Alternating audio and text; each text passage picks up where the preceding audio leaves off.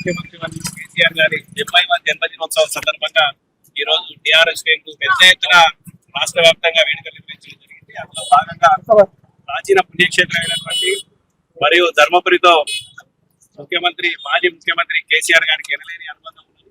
ఈ దేవాలయ అభివృద్ధి కొరకు వారు అనేక విధాలుగా కృషి చేసినారు. వారి జన్మదినం సందర్భంగా లక్ష్మీ నరసింహస్వామి వారి ఆశీస్సులు వారికి మెండుగా ఉండాలని చెప్పి కోరుకుంటూ స్థానిక నాయకులందరం కలిసి ఈ రోజు ప్రత్యేక పూజలు నిర్వహించడం జరిగింది. తొందరలోనే మళ్ళీ ముఖ్యమంత్రి గారికి తర్వాత బీఆర్ఎస్ పార్టీకి పునర్వైభవం రావాలి, మళ్ళీ కేసీఆర్ గారు ముఖ్యమంత్రిగా ఈ రాష్ట్రాన్ని పరిపాలించాలని చెప్పి మనస్ఫూర్తిగా మేమందరం కోరుకుంటూ వారికి ఆత్మస్థైర్యాన్ని తర్వాత ధైర్యాన్ని ఆ శక్తిని భగవంతుడు లక్ష్మీ నరసింహస్వామి వారు ప్రసాదించాలని చెప్పి మనసా వాచ కర్మన వేడుకుంటా ఉన్నాం. Long live!